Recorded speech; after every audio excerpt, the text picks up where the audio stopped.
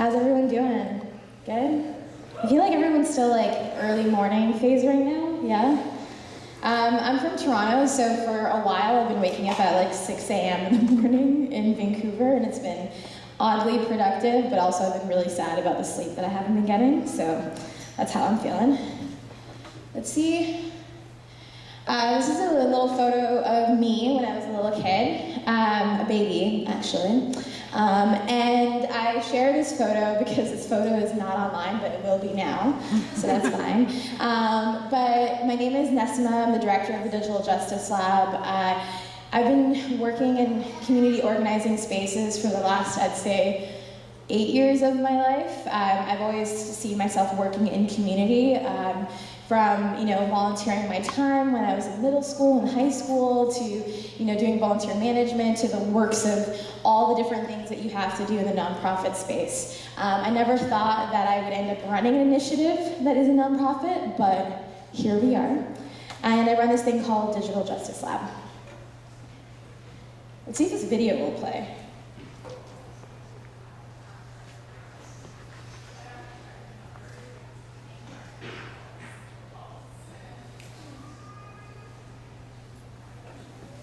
Will the sound work?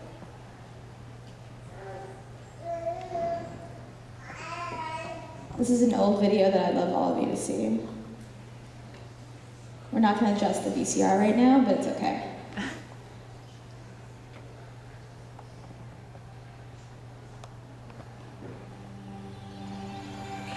On the mark, get set. We're riding on the internet. Cyberspace, set free. Hello, virtual reality. Interactive appetite, searching for a website. A window to the world, got to get online. Take a spin, now you're in with the techno set. You're going surfing on the internet.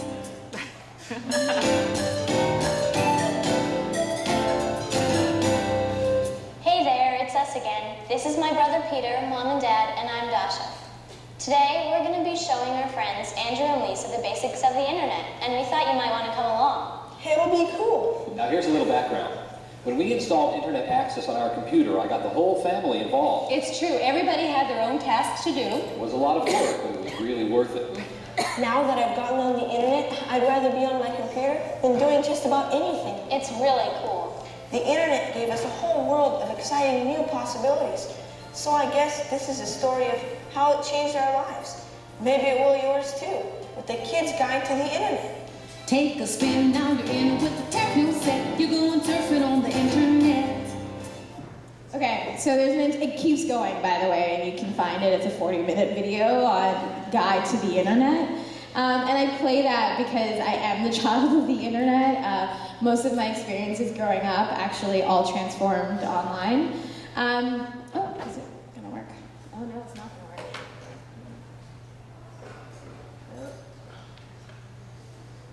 I love technical difficulties. 1 second.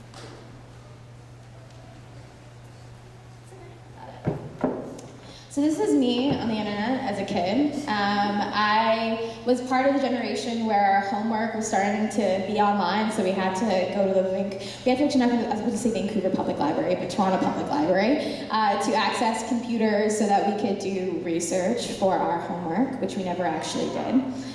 And for a really long time, I wasn't really aware of surveillance, especially online.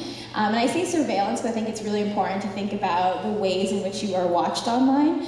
As a young Muslim woman growing up, I obviously was very aware of my parents watching me, my aunties seeing me across the street with my ankles showing or my hair out on my birthday. Was definitely a very common experience, but online I felt like I had a safe haven.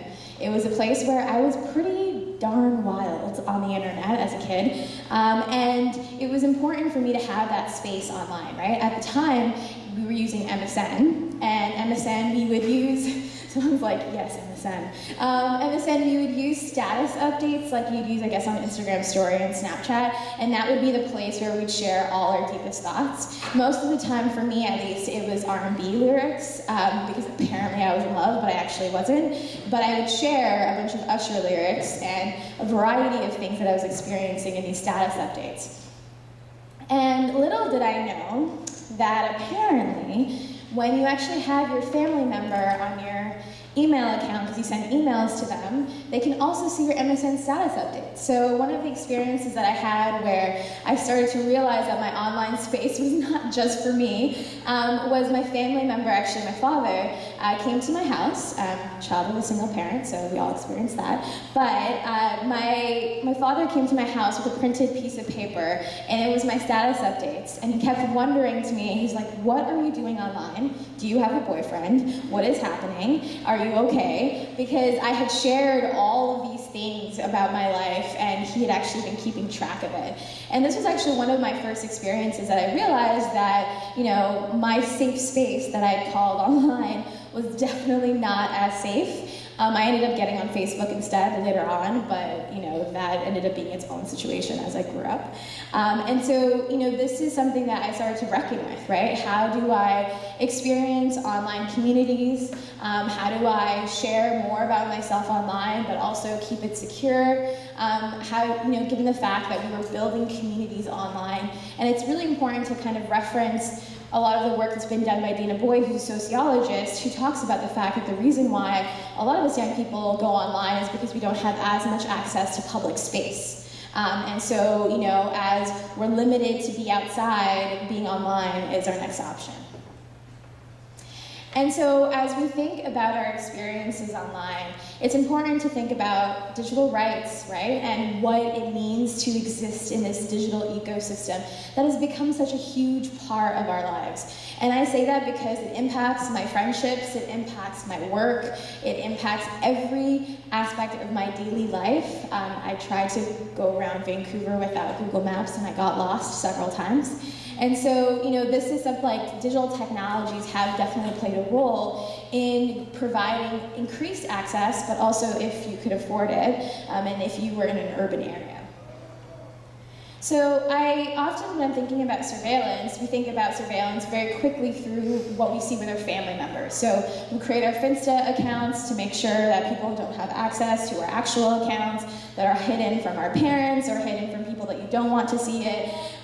So we see kind of those personal experiences around digital surveillance, but also what we're seeing is increasingly tools being used by the RCMP, by other state officials to surveil activists online, right? And part of one of the bigger cases that came out of Idle No More and the Black Lives Matter movement in Canada was RCMP was actually tracking people through Facebook groups, right? Facebook groups in many cases are a lot of ways in which we organize, right? And so, you know, even though in many cases we're often worried about what our neighbor sees, we're also seeing the ways in which kind of external state factors are playing into how we organize and how we collectively fight back.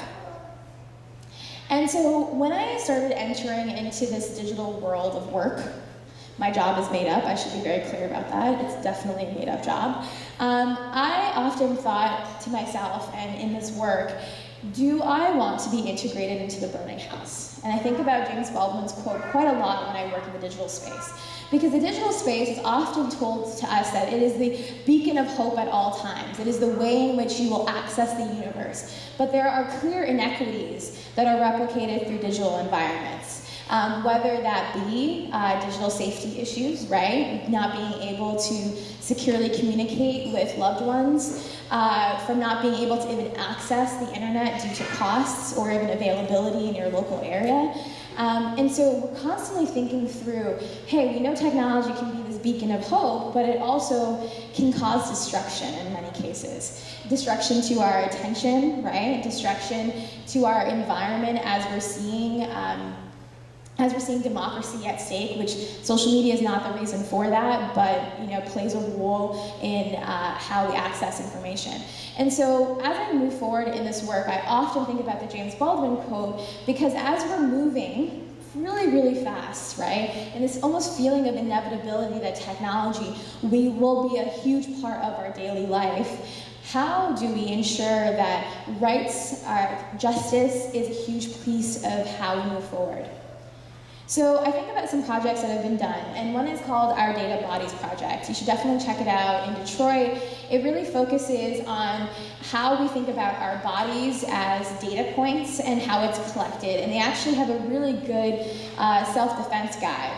that I would definitely check out, especially when we're thinking about digital safety, because in many cases, digital safety is posed as a, you're online too much, why are you online too much? Just get offline, please get offline. And there's more to it than that. And so there's projects that are definitely trying to figure out how we think about the data that is collected in our everyday lives. And so part of why I created Digital Justice Lab with a collection of advisors was to really think through how do we build towards a more just and equitable digital future. And I know that sounds like such a grand statement, but part of it is I don't want to be burned, and I don't want to be integrated into the burning house, right? I don't want technology to exist merely as a form of just access, right? When in many cases the access also includes lack of privacy, that the access also includes us having very little power around social media companies and its impact on our lives, right? And so how do we move past this idea that this work is inevitable, that the technology overlords will take over? And so when we're defining digital justice, it's important to note that the concept of digital justice actually came out of Detroit.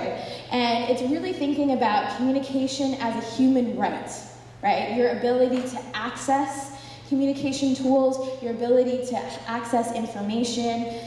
It is a human right to be able to communicate with one another. And as we're seeing, digital tools are the ways in which we communicate. So how do we ensure that that is in the most just and equitable form?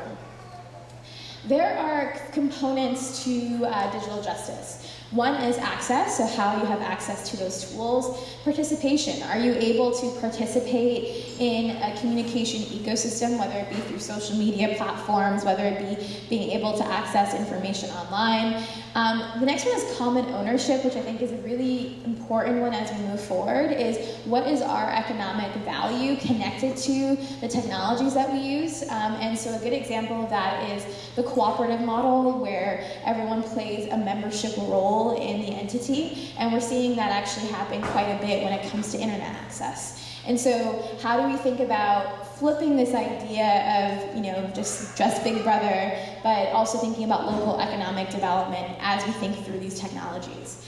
And the next one is healthy communities. How do we continue to foster healthy communities that isn't just tied to digital technologies, but as we're moving towards this ecosystem, how do we ensure that we have a community that feels well, right? That's able to connect with one another in a meaningful way. And I provide these principles because I think it's an important way as we move forward, because as we're thinking about digital rights, young people do actually have a huge, huge impact, because we are actually large consumers when it comes to digital technologies. That's my timer. We are a huge consumer when it comes to digital technologies. The ways that we're thinking about Snapchat, for example, Snapchat has shifted because of young audiences, right? What you like and don't like is clearly taken into account. And so as we move forward, it is important for us to figure out what is the future that we'd like to see. Do we want our tweets from when we were 8 years old to impact our jobs in the future? Do we want to be using Google Chrome and Google computers in our school systems? Which I know that have been really cool hacks to Google Docs and using it as a chat feature, but do we want that, right? Do we want to be surveilled within our school systems? I know in the TDSB, one of the bigger concerns that came out was that schools were actually trying to block Snapchat and Facebook and a whole bunch of other platforms, and students actually downloaded a VPN to circumvent that, which I think is extremely badass, and I would do the same. And so I think it's important as we move forward to think through what we actually want to see for the future. And I know it sounds mundane, and I know it sounds really grand at all times to be saying that you are the future at all times, but honestly, people don't know what they're doing. So I'm gonna be real with you about that. I'm constantly in spaces where people are like, so technology, is it destroying our lives? What are we gonna do about it? And nobody has the right answers. And so I think that as young people who are living our lives online continuously, who have, in many ways grown up with the internet, it's important for us to figure out what we think is just and right as we move forward. And part of that is really shaping what your manifesto is going to be and how that could be used in the city, for example, how that could be used in the province and in the feds, with the feds. It's important to know that there isn't any strong policies right now that protects us in a way that we would want to be protected at the moment. And so you have actually a lot of impact because people literally don't know what they're doing. Because remember, my job is made up. It's all made up. And so as we move forward, just think about the fact that you do have a lot of power as consumers, as people who are residents in this community, to think through what you're okay and not okay with, right? And make that vocal as we move forward, because there are so many different opportunities for you to vocalize your opinions. And so I think that, and I'm saying that as a person who's young myself and who's constantly in spaces with adults who weren't necessarily raised on the internet, who do not have the same experiences as us. And so as we move forward, please think through that and think about the ways in which you engage online, and not as a thing of like shaming you for being online, but the ways in which it's impacted your life, right, and your community, as you think through what is right and what's just. And so thank you so much for doing this work. It's hard, lots of, it needs a lot of context. Everyone has a different experience online. And so be kind to one another as you go through this experience. And it's okay if you don't know. I don't know a lot of things, and I'm constantly learning. And I think as we move forward, this is gonna be one of the bigger issues that we're gonna have to deal with, is what is our digital right? And in many cases, it ties into the physical world that we exist in right now. Right? The same systematic inequalities are replicated in digital environments. And so we're gonna have to face some bigger issues. And sadly, those issues are not on social media. So we're gonna have to reckon with that at all times. So thank you for doing this work and having me here. I think we're gonna open up for questions as well, because I'm out of time. Thank you.